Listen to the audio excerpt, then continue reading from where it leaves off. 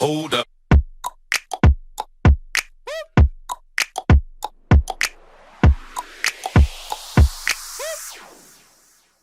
All right, so can everyone see my screen? I'm gonna load up the chat too, so you guys can type in there. Yep. Cool. So the goal behind today is to talk about WordPress plugins and pixel integration. A lot of social media managers tend to have some business owners who have a WordPress website already. So what I do is I actually build websites, and the main platform I use is WordPress. I work with a lot of other platforms as well, but my favorite is WordPress just because the usability and all the flexibility that comes with it. So I'm just going to kind of walk you guys through some of the basic stuff. If you've worked with WordPress before, you're going to have a little bit of, it might seem a little easy or basic on some of the things, but we're going to dive down into a little bit more advanced as well with the pixel integration. So some of the stuff that we're going to cover today. So I'm just going to cover WordPress basics just in case there's anyone who has not been familiar with it. I just want to make sure that you guys understand what WordPress is, logging in, posting a blog post, creating a new page, adding a menu item, and uploading files.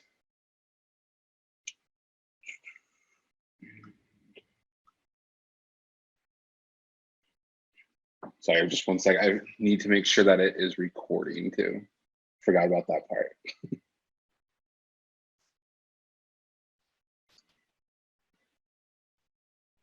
Okay, cool. So good to go. All right.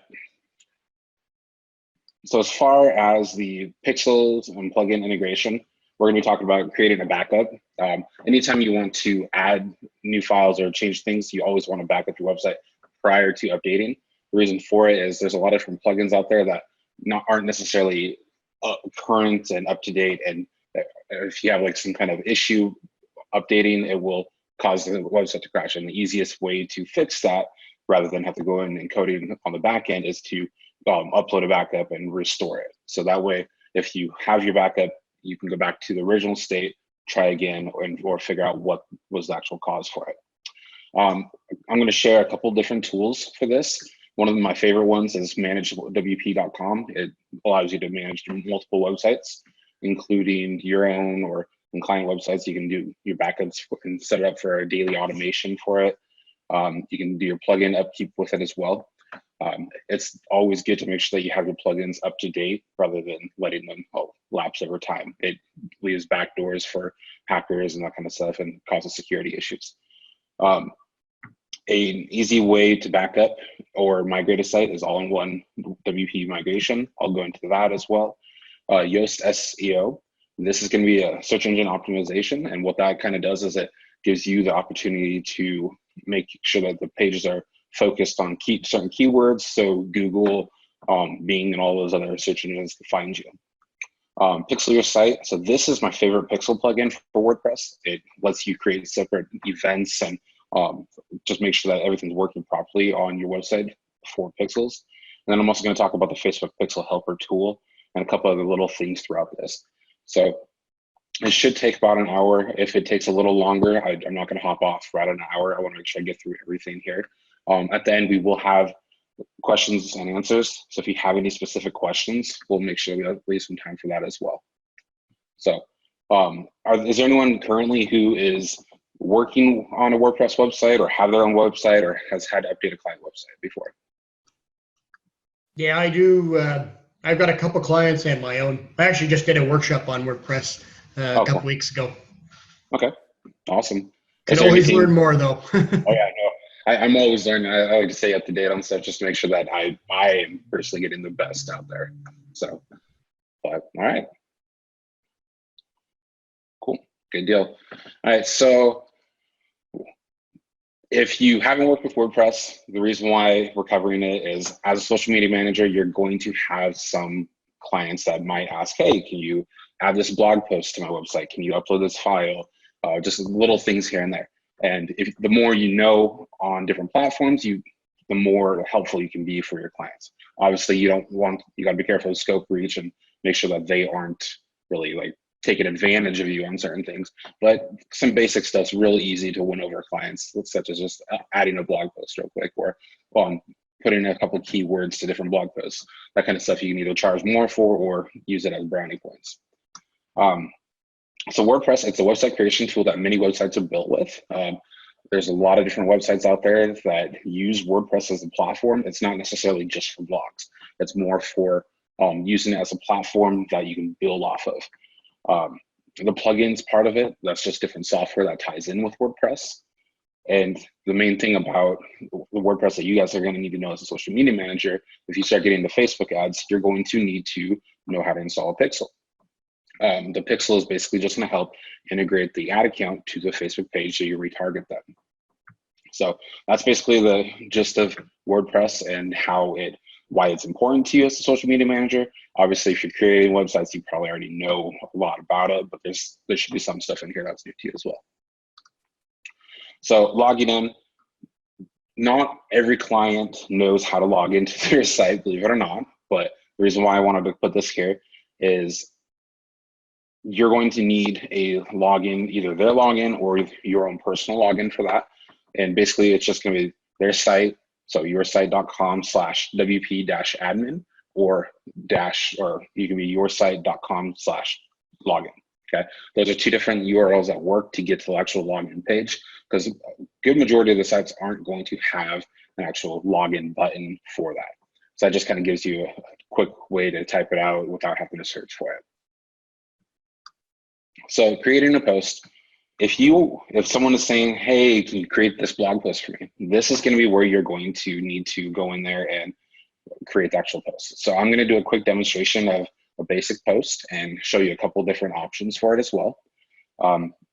The first steps that we're going to want to do is you're going to open up the WordPress dashboard after you've already logged in. So let me switch screens real quick.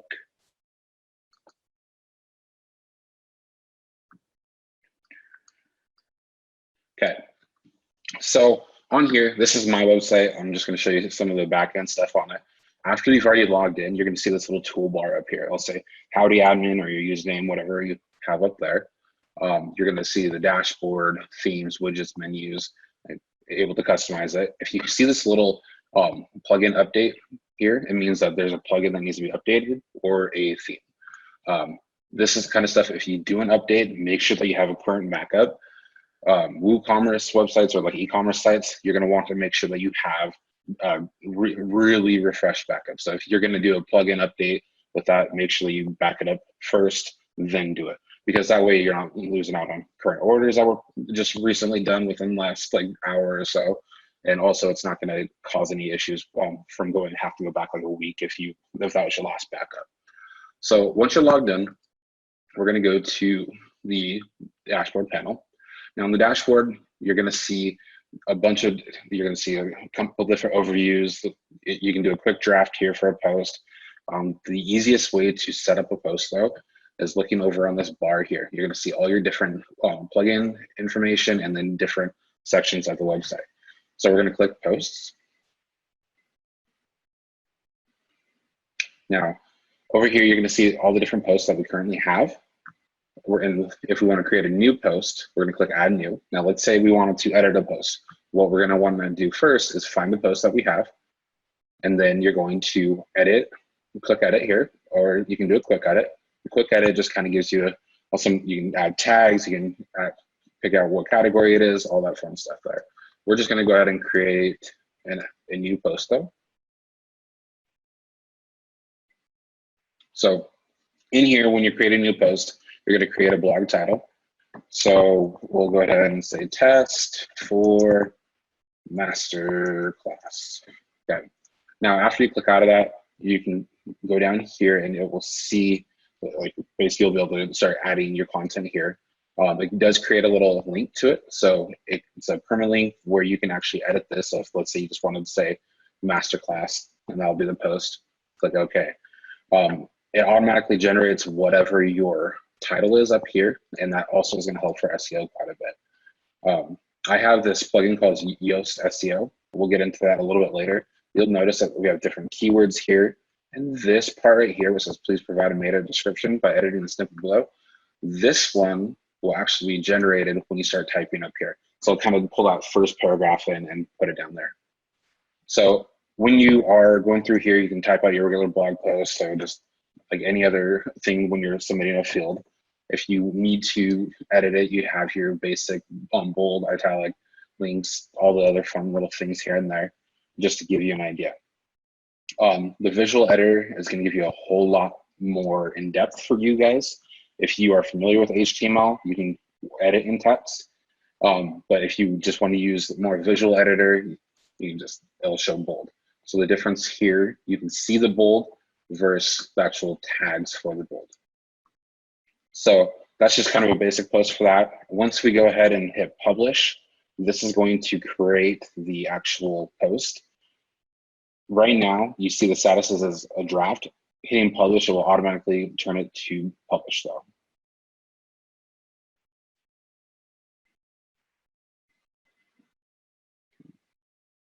So you'll see that it's published here. If you want to see what the changes are, or see what the website looks like, the post, you can go ahead and click preview changes. And what it's going to say is test for Masterclass. That was our title, and it's uncategorized. To change the category, it's going to be on the right-hand side underneath categories. I don't have a whole lot of categories on my website. I don't do any blog posting, but this just kind of gives you an idea for what it is. As far as categories, if you want to create a new category, you can go ahead and click add new category here to do that. Just by typing it in, click add new category, and it will automatically add it up here, and that's going to be your primary one. So any changes you make on this post, make sure you click update. So these posts are going to get put into whatever the post section is of the website. So if we have a blog or a news section, this is where that post is going to end up at. If you want to create a new page, we're going to get into that in just a second, and I'll walk you guys through that part. So I'm going to switch back over to Slideshow.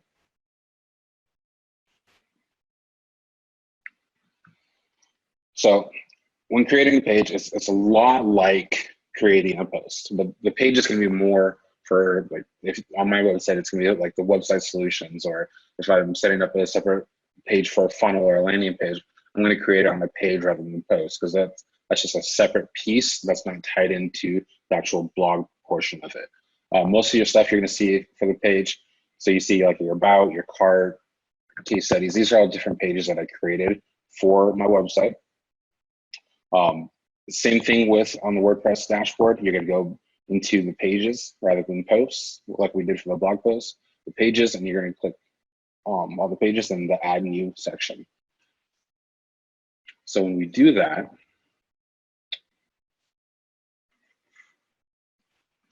we're going to go down to pages here. I'm just going to show you a couple different pages I already have. So let's say,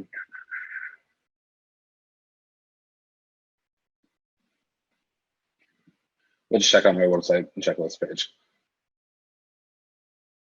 Now, one thing you're going to notice in here, I'm using a certain theme that has a page builder with it. And the page builder just kind of makes it a little bit easier for building a website that's more of a visual composer or a front-end page builder. This here is Cornerstone, so I'm able to just edit it straight with that. When you look at the visual, and all that, it's going to basically show a bunch of the HTML and the different meta tags in there.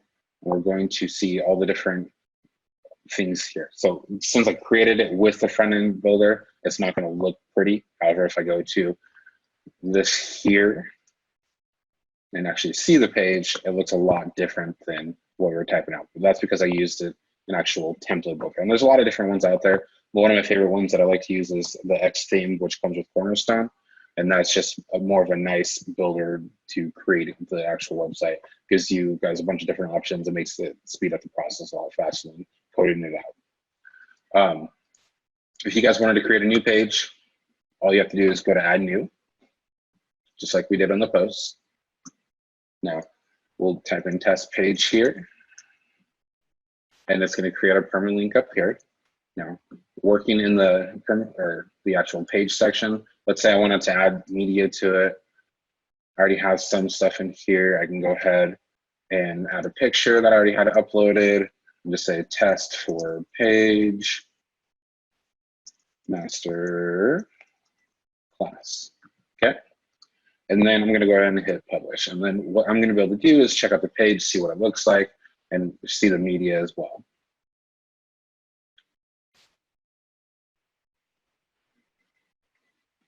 So has all your information down here, has your picture, all that. Now, let's say I wanted to add a new picture. When I click add media,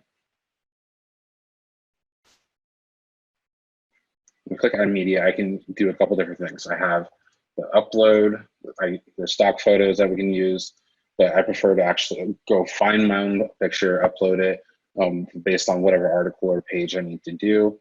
The nice thing about it is you can drag and drop the files into there, or you can click select files and actually upload it straight from that.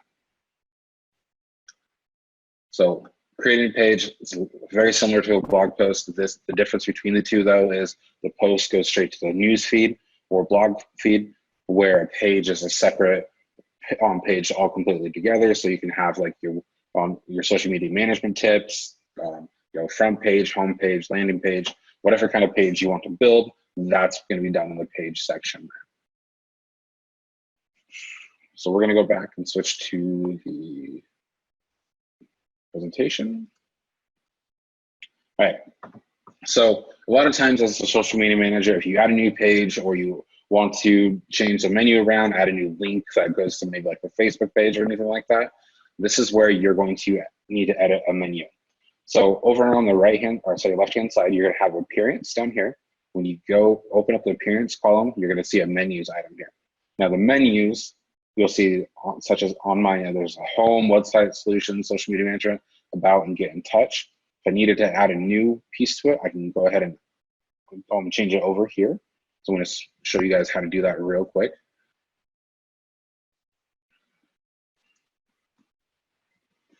All right. So underneath appearance, as you can tell, it has a little drop down as well. You can go to the menus here. So on the menus page, if I wanted to add a certain page that I've already created underneath the pages, so we see our test page, and click that box here and click add to menu. What it's going to do is it's going to drop down right over here. So as I do that, the nice thing about this is I can move this anywhere I would like. If I want to, let's say, have it scroll up above,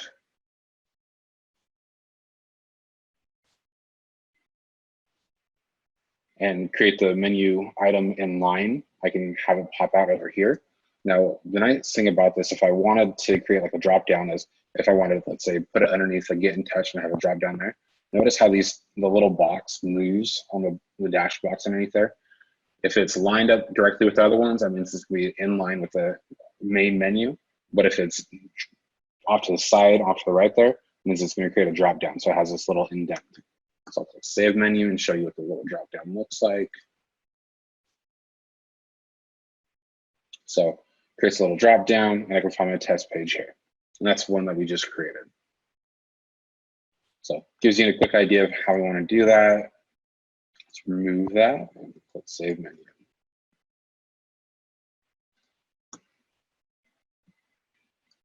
So the next section is adding media.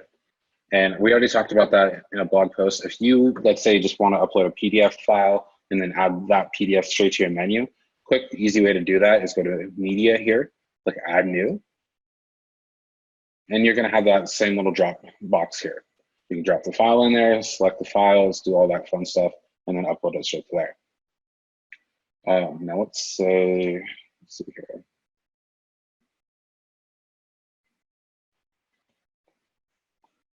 I'm just uploading a quick little file to show you how to grab that link as well. So uploaded a little picture, and click edit. And now when you go to edit the media, you'll see this file URL here. Now the file URL, when you double click it, it'll highlight everything. Then you can see what the actual URL is. So if you want to link that picture directly, or if it's a PDF file and you want to do a direct download, you can do it straight with that as well.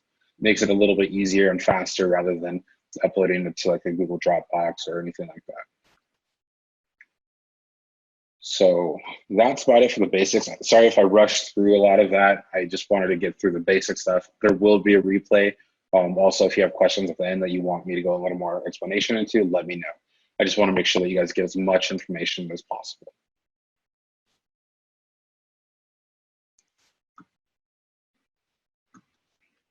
All right, so we're moving on to the plugin section.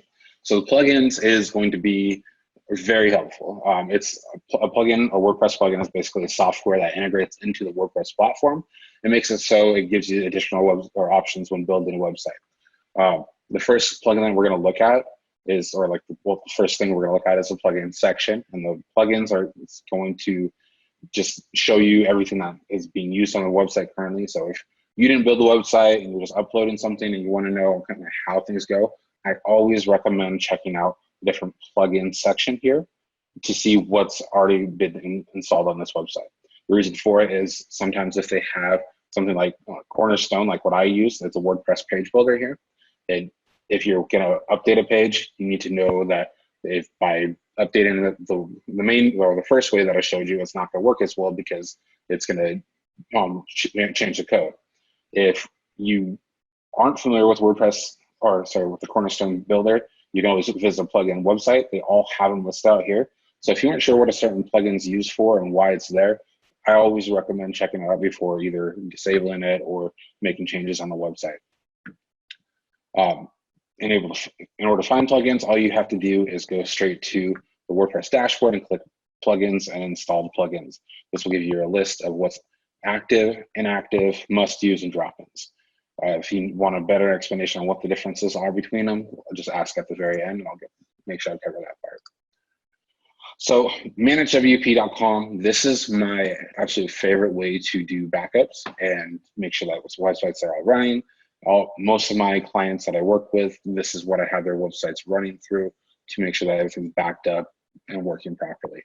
I'm going to show you guys a quick overview of that and why I like it, just so you guys actually know like a quick, easy way to do it.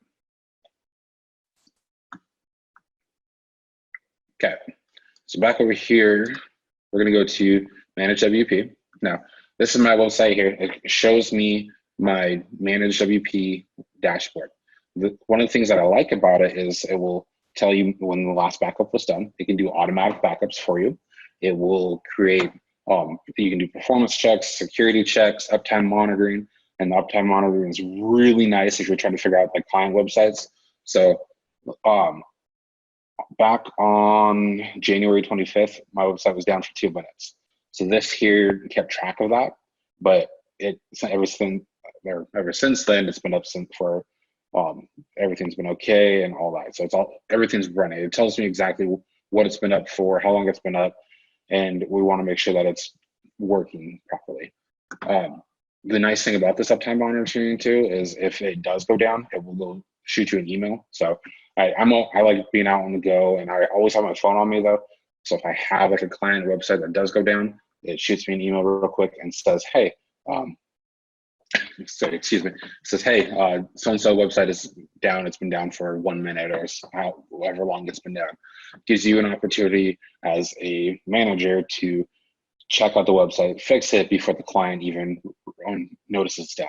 There's nothing worse than having a client say, hey, my website's down. Why? What's going on? And you're like, oh, I'm not really sure what's going on.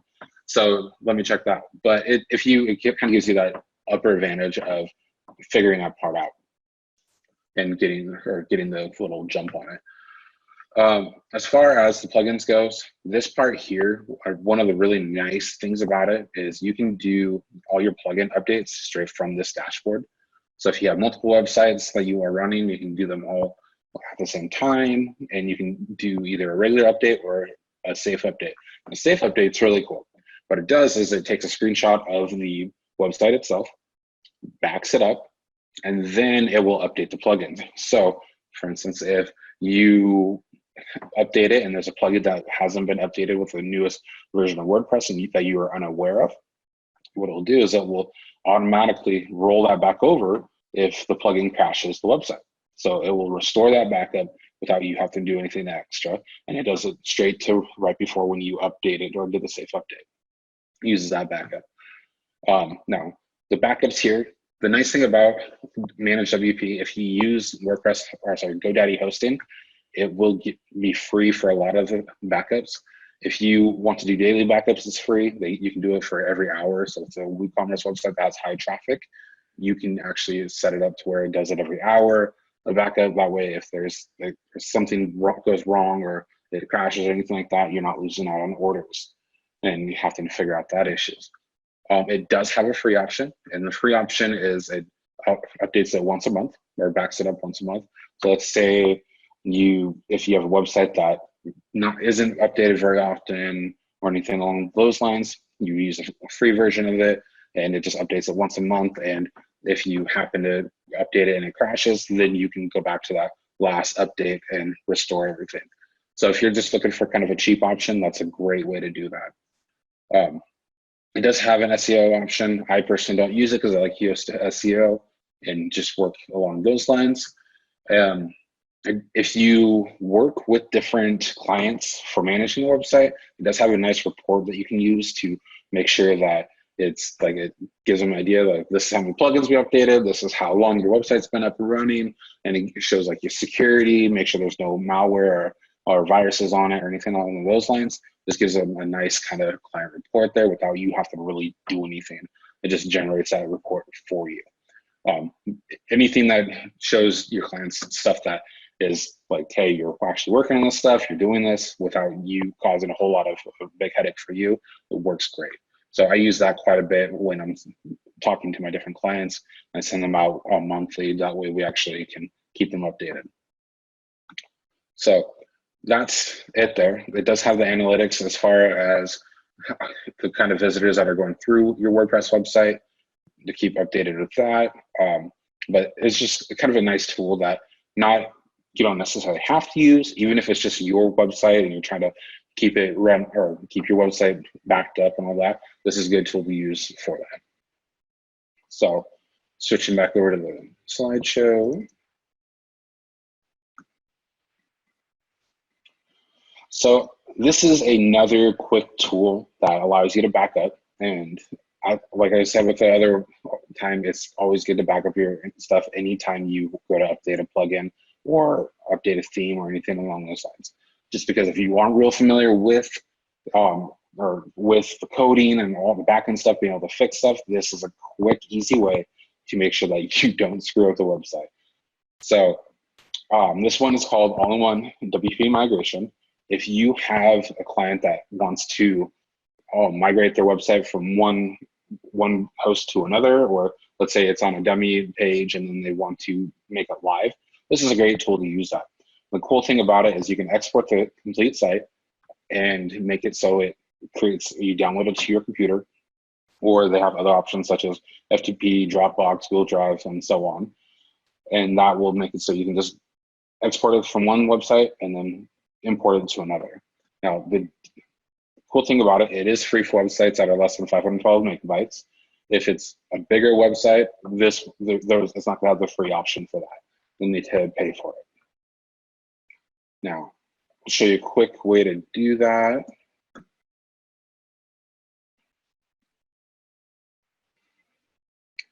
Okay, so back on my website, we have the all-in-one WP migration. So I'm going to just download this as a file. And what it's going to do is it's going to say preparing to export. It's going to go through all the different files and make sure that it can download it all. And then what it's going to do is it's going to give me a complete download that I'll download here, and I'll save it in its file format. And then I'll be able to upload it to a new website. So as you can tell, it's going through and doing that. I'm not going to make you guys wait for the entire thing. I'm going to go ahead and hit stop. But basically what it does is it gives us a nice file to take it from one website and put it to another. Or let's say if you're updating your plugins and you wanted to make sure that you have a backup prior to doing that, you can download it real quick and upload it, export it real quick. And then afterwards, if you did happen to screw up or something along those lines, you need to restore it, you can go back to the import and just import it straight from your file that you have. So It's a quick, easy tool to ensure it's more of a safety net when you're updating files or updating the websites. It's always good to have a safety net for those. All right, so the next one is Yoast Seo. This is the SEO plugin that allows you to optimize your website to make sure that Google and Bing and all those other search engines actually stand out and look and see your website, and helps get you ranked up higher. It's going to integrate into all the pages and posts, and it allows you to set up Facebook previews. The Facebook preview is pretty nice. So you guys know when you copy a link and you drop it into a Facebook feed, it pops up a picture and a little snippet of what that page is. This is where you're going to be able to kind of customize that, which is really nice in Pedersen. So we're going to go to the Yoast Seo.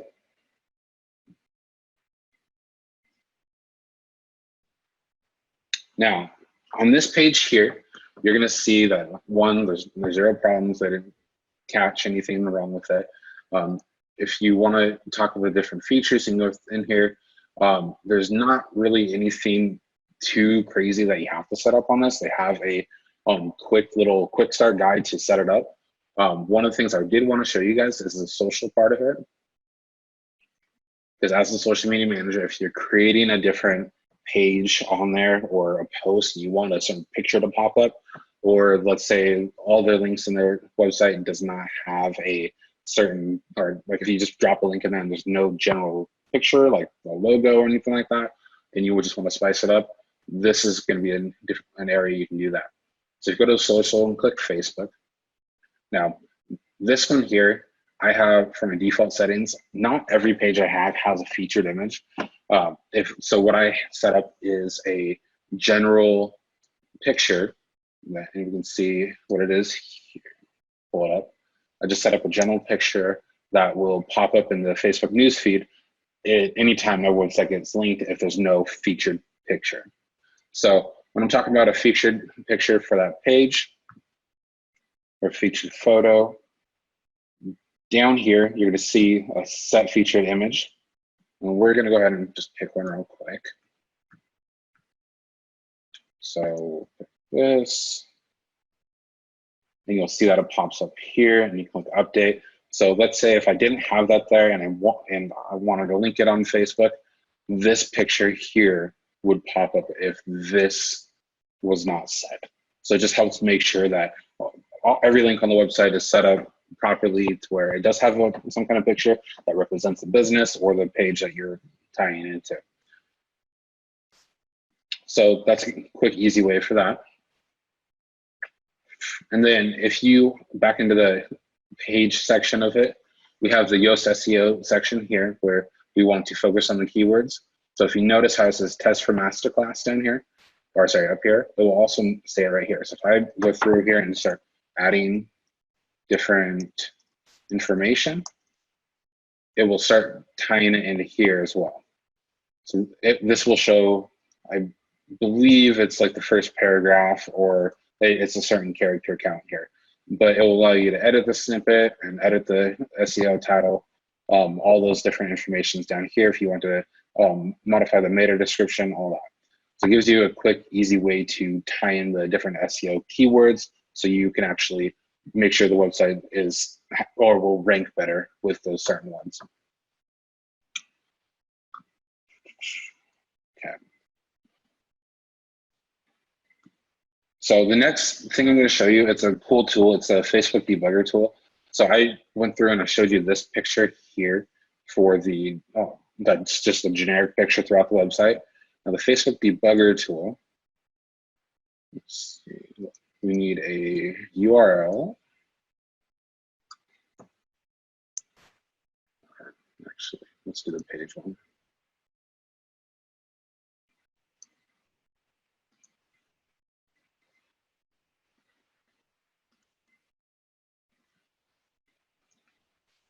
So the Facebook Debugger, if you don't want to say the link, this one here, just type in Google Facebook Debug tool, and it'll pop right up. So this one here is if you have some kind of link that looks weird on Facebook and it has pictures, it's not necessarily pulling up the meta description and the snippet for the information of what the page is.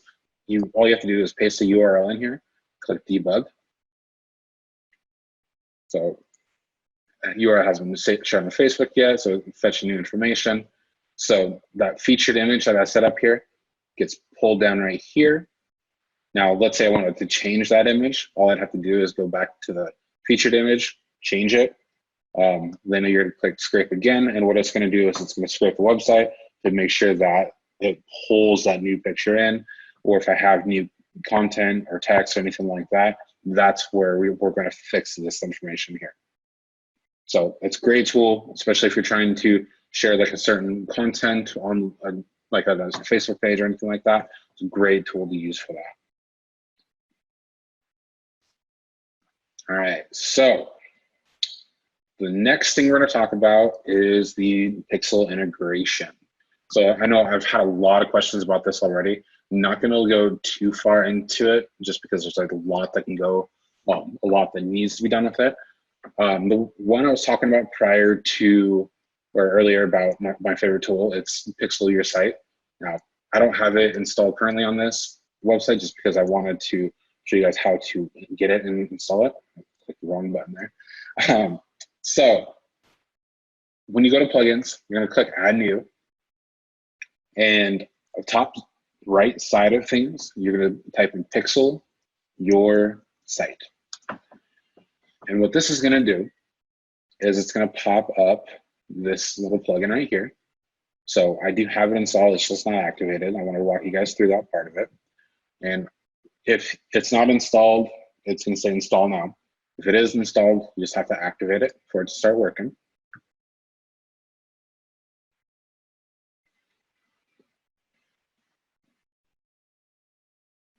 Okay. So over on the left-hand side, you'll see your Pixel Your Site. We're going to go ahead and click that. Now, this is the page where you start setting everything up. To grab your Pixel ID, you do need to have a business manager on Facebook. I already have mine open. I'm going to go ahead and go into my business page for Facebook. And I will click the button.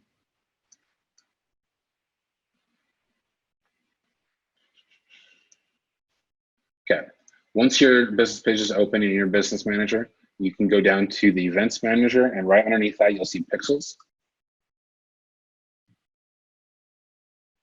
So this is when we are going to grab our pixel ID, this right here. So you'll copy and paste that from the business manager over to the Pixel Your Site at your Facebook pixel ID.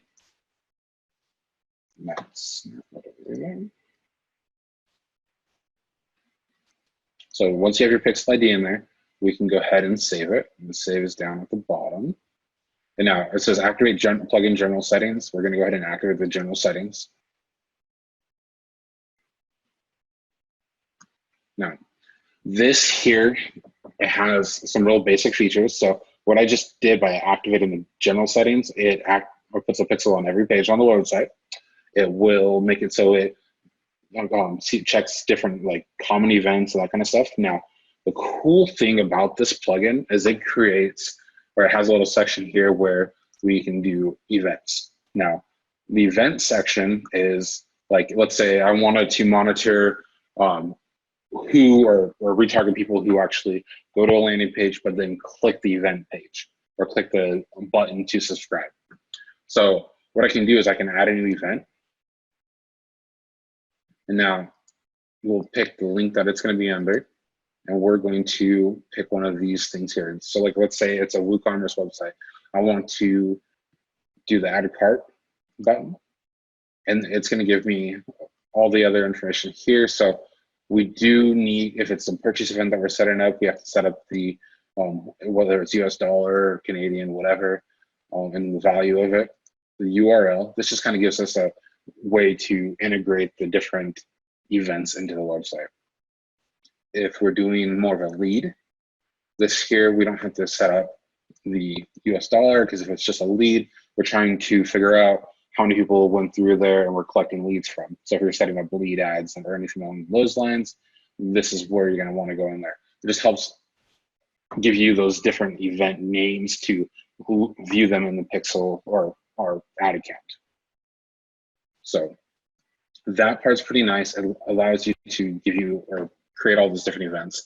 Now, if you have a WooCommerce website, I highly recommend getting the pro version of this, because rather than having to create a different event for every single product you have, it will automatically do all that. So you'll get all the add to cart functions on every product, the different purchase conversions, the leads, everything that it has on there. And you also get the dynamic events. So that will help create, like, if someone goes in there and they look at certain products, you can then retarget them and show them that product again on Facebook. So it just kind of gives you that quick thing here. I believe it was like $90 for the pro version, but it's totally worth it in comparison to set it up for every single event on every single page. It just kind of gives you a quick overview of that. Now, once you have your pixel set up on your website, you want to make sure that it's working properly. So what I'm going to do is I'm going to show you a quick tool that allows you to double check that kind of information.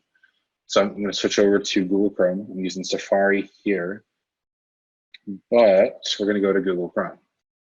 So I'm on my website. And if you notice this little page here, it pops up with Facebook Pixel. It's a little Chrome tool that allows you to check out the different pages here or see what kind of information is being loaded. So we have a general event. We know that the pixel has been located. So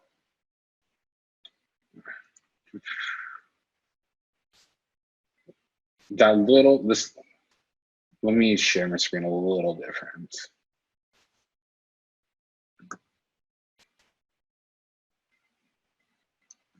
Okay, so this here, this Facebook pixel helper, I'm going to put it off to the side and just show you the reason why I like it. Now, if I go through here and I click on something different, notice how it says button click automatically detected. It's got a page view event, and then it automatically pulls that kind of information in. So that kind of stuff is going to allow you to retarget people who are going to certain pages. It's going to help you figure out what they're doing with it. So if you are trying to find someone who just did a quick scroll through it, or just try to find someone who is actually checking out the page or spent more time on it, it's going to allow you to find that information. And then if it collects a whole lot more data that way. And if, let's say, if you're a good way, or so let me rephrase this.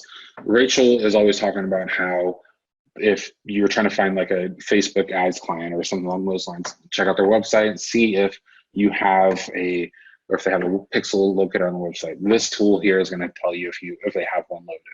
Now, if you want to go a little more in depth with that, if it's an e-commerce website, you can say, well, let's see how their Facebook pixel is working together with it. Is the add to cart function working? Is the purchase function working? All those different other functions here. When you click the buttons, it's going to show me exactly what's working with that pixel and what's not being loaded, what is being loaded, and what's being sent to Facebook. That kind of gives you an idea of what you can talk to a customer about based upon those. So that's just a quick tool there. This is a Chrome plugin. You can get it off of the Facebook website, or you can just go to the Chrome store and type in Facebook Pixel Helper and download that there. Now, another quick tool, since we're talking about WordPress websites and Chrome extensions, this tool here, when you're on a WordPress website, it highlights. So if you are looking at a website and you weren't sure what kind of plugins they have, you see something that looks kind of cool and you want to know what theme it is or plugin, quick, easy way is to click it, and I'll tell you what it is being used here. And then another cool thing is, if it's got a version here, you're trying to see like, hey, this page looks a little outdated, you can go ahead, check out the version number of that, and then look at like a backlog, figure out when the page was actually made, and say, you can then contact the client and say, hey, notice your page hasn't been updated in about a year or so. Have you thought about doing that? If you're prone to security issues or anything along those lines, that kind of stuff. It makes things stand out a whole lot more when you can talk to people, and it's just when you sound like you know what you're talking about. The contact form, this is one of the plugins I use quite a bit. Cornerstone, it's got all the different plugins that get loaded onto here. You notice Pixel Your Site pops up as one of the new things, or sorry, one of the plugins here, and the slider revolution. So it gives you an idea of what the plugins are being used and how that just helps you out if you're building a website or trying to figure out how they did a certain thing. So.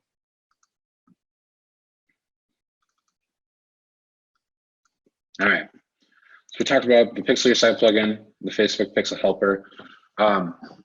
That's about it for what I have on the quick tools and things like that I wanted to cover with you guys. I do have a couple resources that I wanted to share with you. I'm hosting a 7-day WordPress bootcamp that's going to allow you guys to go through, and I'm going to be sending out one email a day on more in depth on all these sections here, as well as some other stuff to help for conversions. So it's just going to be an email sequence similar to how the LinkedIn 10-day challenge is. It's going to be similar to that. And that's going to be starting tomorrow. So if you signed up today for it, you'd be able to get registered for that and get going. Another cool thing I have available for you guys is a homepage checklist. And this just, if you have a website, what it does is it gives you a complete checklist of saying, hey, yeah, my website looks good here. It has the call to action. It has this, it has that. It gives you a quick overview of how everything is, or different ideas to make your website so it can either convert more visitors into customers or help kind of line it up a little bit easier and make it look cleaner as well. So that's all my resources I have. Does anyone have any questions on anything specific WordPress? I have about 10 minutes left.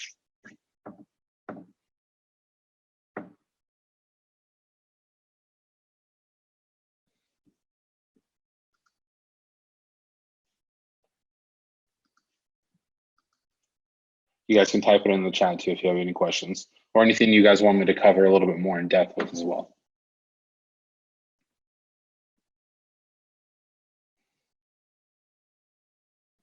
So Glow asked, what templates do you suggest? There's Divi and Beaver Builder and Moto themes. I personally love X themes just because I can create every little aspect of it and change it. I love Cornerstone, the builder. They have X theme and a pro version of it. I use the pro version quite a bit because it allows me to get in there and change just about everything without having to code everything as well. So, okay. Then Monica, she said, what do you recommend for, or would you recommend WP for someone that is new to web design and doesn't quite grasp it? So yes, I highly recommend WordPress for that, just due to the fact that there's a lot of resources out there.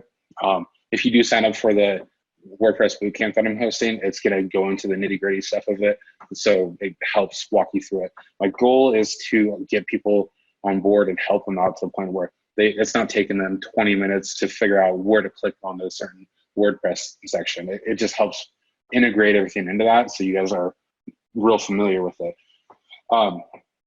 I started out using WordPress a long time ago, and I've just kind of developed it over the years and all that, but there's a lot of easy stuff to do on it, even if you're just looking for something basic. They have premium themes you can buy, so if you want more of a like pre-packaged website, you can go to themeforest.net. They have a lot of different things on there where it's like, hey, I'm looking for something for an agency or a social media manager. You can type that in there and it'll pop up different ones just for that. Then you can edit it real easy. Thanks, Nick. So for optimizing photos, I personally optimize a lot of my websites or photos straight on Photoshop. I'll go through there and I'll edit the size of the file and all that. They do have a couple different plugins. I believe one that works really well is like EWWW optimizing photos. I'd have to look that up from which one that one is. But if you type that in, you should be able to find it pretty easy. Helps optimize the photos and kind of compress them down quite a bit. The main thing though too, when you're optimizing photos, is pay attention to if it doesn't need to be a full-size photo, shrink it down. If you have Photoshop or even just a quick trial of it, what you can do is you can take your bigger photos and then change the quality of it and have shrink that photo down completely or quite a bit, and then also change the size of it. So it helps by optimizing the photo straight from that part of it, change the size, change the quality, but you can see the quality difference between them. Obviously, there's going to be some pictures that you don't really want to shrink down due to the fact that if someone has a big screen or a wide screen and they open up their page, you don't want it to look all pixelated as well. So there's a little give and take when doing that, and just it kind of helps a little bit more if you mess around with it.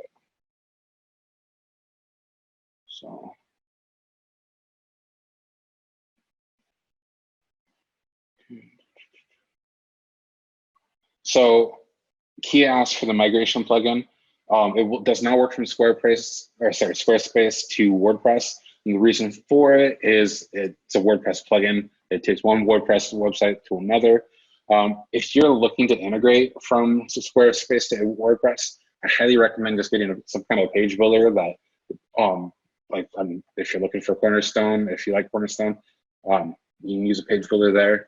Put the two pages up side by side and just create a block here, copy the picture over, copy the content over, and just do it manually that way.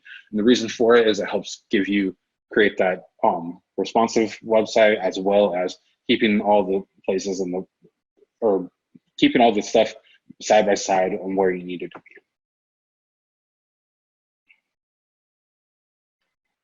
So, and ideal photo size, there's a whole lot of different things. It depends on where it's going to be and how you're building the website. So honestly, if you're looking for a certain picture, think about what they're going to be used on. If you are using more for like a phone screen or anything like that, a retina display, make sure that just check the qualities. Get it as small as you can get, but still make it look good. That's going to be your optimally ideal way for it. So, and then Kia said that Swish is a good one for pressing as well. I personally haven't used that one, but I have heard other people that like it.